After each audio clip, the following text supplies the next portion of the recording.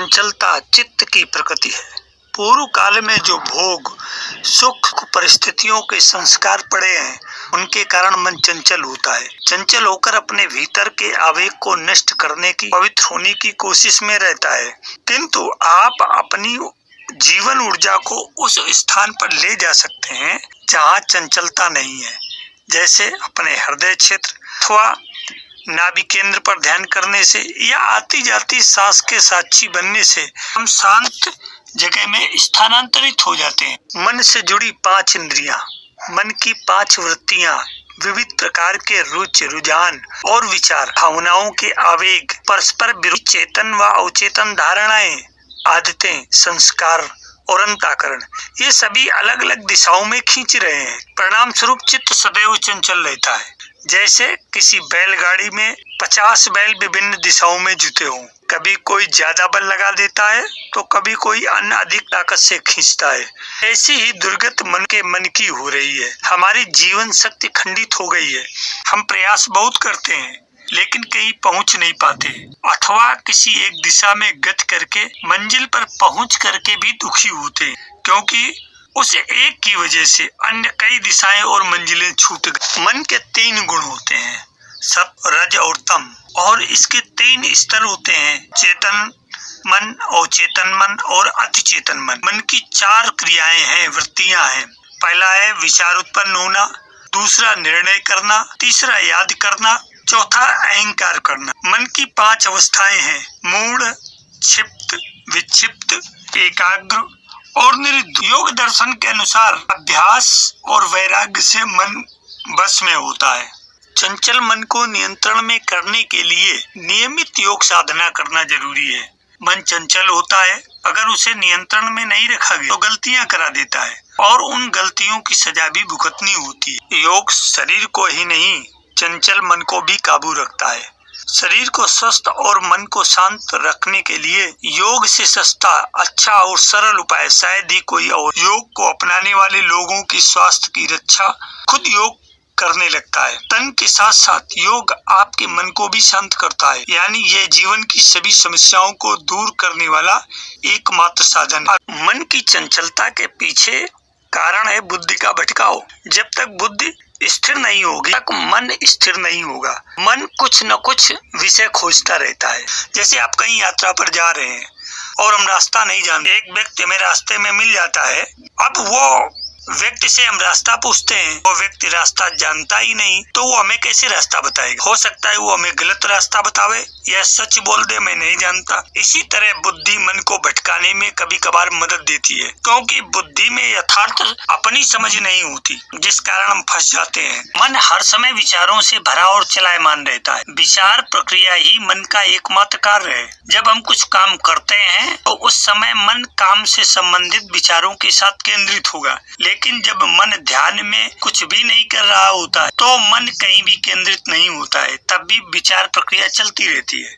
अगर हमारे द्वारा मेहनत और अच्छे कर्म न किए जाएं तो हमारा मन स्वतः ही अव्यवस्थित और मलिन हो जाता है।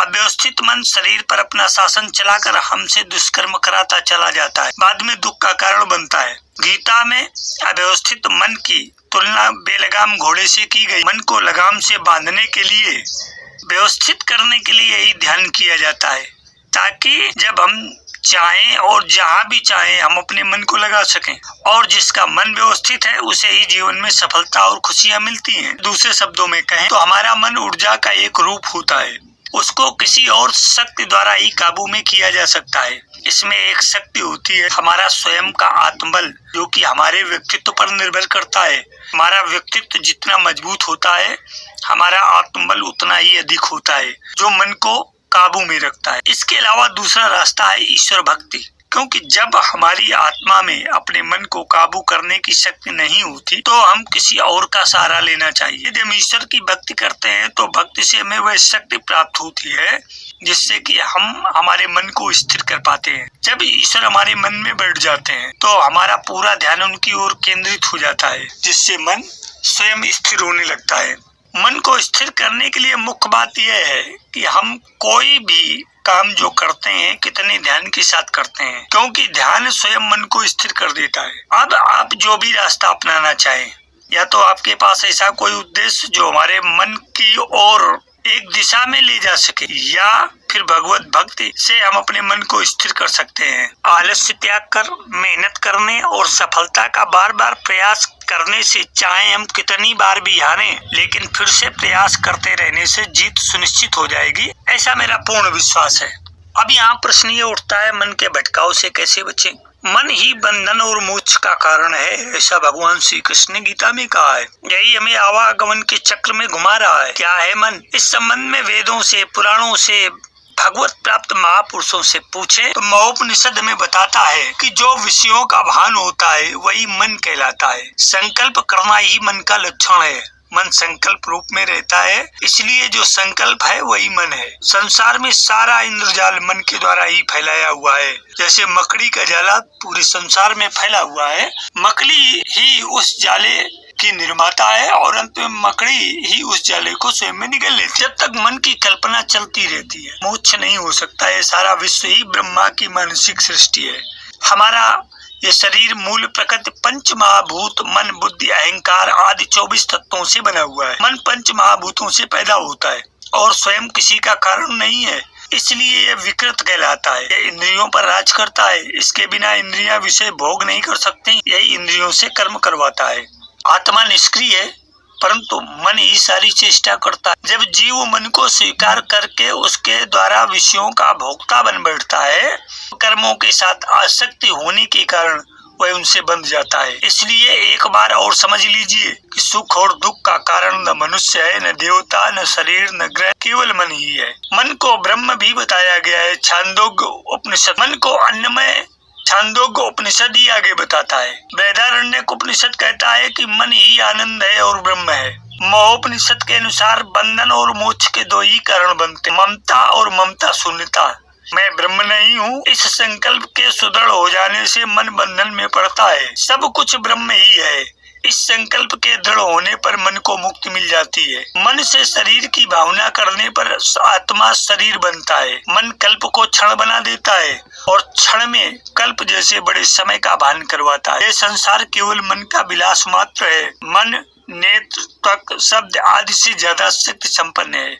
ये सर्वत्र गमन करता है। ये वहाँ भी चला जाता है जहाँ इंद्रियां नहीं जा, नहीं इंद्रियों के विषय जा सकते हैं, परंतु है ये बड़ा माइक, इसलिए परम तत्व को नहीं जान सकता। कठ रुद्र उपनिषद हमें ये समझाता है। ब्रह्म बिंदु उपनिषद मन दो प्रकार के बताता है, एक शुद्ध मन, दूसरा अशुद्ध मन। वह मन जिसमें कामनाएं अर्थात विषय भोग के संकल्प उठते हैं वह अशुद्ध है। दूसरा मन जिसमें कामनाओं का अभाव है वह शुद्ध मन है। विषयासक्त मन बंधन का कारण है और विषय संकल्प रहित मन मोक्ष का कारण माना जाता है। जो मन विषयों से रहित है, विषय भोग के संकल्प उनमें नहीं है, वह मन हृदय में मग्न हो जाता है। यही ज्ञान और विषय भोग के संकल्प उसमें नहीं है, वह मन हृदय में लीन हो जाता है। यही ज्ञान और मोक्ष है। मन का बल बताते हुए श्री कृष्ण कहते हैं, न बस में होने वालों में श्री कृष्ण ही मन है। आध्यात्मिक जगत में मन के महत्व को हमने वेदों, पुराणों व महापुरुषों के उपरोक्त बताए वचनों से तो जान लिया। आवागमन के चक्र से छूटने के लिए उसे काबू करना बहुत आवश्यक है, यह भी हम जान चुके हैं। अर्जुन का मत था कि मन पर काबू पाना वायु को काबू करने जैसा है, कठिन। कृष्ण ने समझाया कि कठिन है, असंभव नहीं, अभ्यास से वैराग्य से निग्रह किया जाता है। मन को नियंत्रण में करने के उपायों में से मन को भटकाव से कैसे बचाएं, उनमें है पहला, नासिका के अग्रभाग पर दृष्टि रखना। दूसरा है प्राणायाम। प्राणायाम किसी योग्य गुरु के सानिध्य में ही सीखना चाहिए, या फिर 14वें अध्याय के 11वें स्कंद में श्री कृष्ण ने विस्तार से ध्यान की विधि समझाई है। प्राणों का और मन का गहरा संबंध है। जब मन कहीं पर स्थिर होता है तब सांस गहरी चल रही होती है। इसी प्रकार जब सांस गहरी चल रही होती है तब मन को किसी स्थान पर स्थित करना सुगम होता है। यह देखकर हमारे ऋषियों ने प्राणायाम की खोज की। उन्होंने पाया कि जो जो प्राण काबू में आते हैं त्यों त्यों मन भी काबू में आना शुरू हो जाता है और धीरे धीरे से पूर्ण तरह काबू करना सरल हो जाता है। तीसरा है भगवान के इष्ट देव के या गुरुदेव के चित्र या मूर्ति पर ध्यान जमाना। चौथा है हृदय की धड़कनों के साथ जाप करना, सांसों के साथ भगवान का जप करना, आती जाती सांस को देखते रहना और उसके साथ ही अपने इष्ट देव के नाम को जप करना। ये नाम की मंत्र है, मंत्र का अर्थ है वह जो कि मन को वश में कर ले, इसलिए मंत्र जप कर ये सबसे बढ़िया साधन है। पांचवा है साम दाम दंड भेद नीति से मन को समझाना। बुद्धि मन से परे है, इसलिए बुद्धि मन को समझा सकती है। साधक अपने हृदय में, अपनी मन बुद्धि और स्वयं में ये बात अच्छी तरह जमा ले कि ये संसार मेरे लिए नहीं है, इस संसार में मेरे लिए सुख नहीं है। ऐसा करके मन को संसार से विमुख करें। दूसरी ओर संकल्प करें कि मेरे केवल भगवान हैं। ऐसा सोचकर भगवान के सम्मुख हो जाएं। अपने सर्वस्व को, अपने होनेपन को भी भगवान में लगा दें। ऐसा करने से मन भगवान की ओर आसानी से लग जाएगा।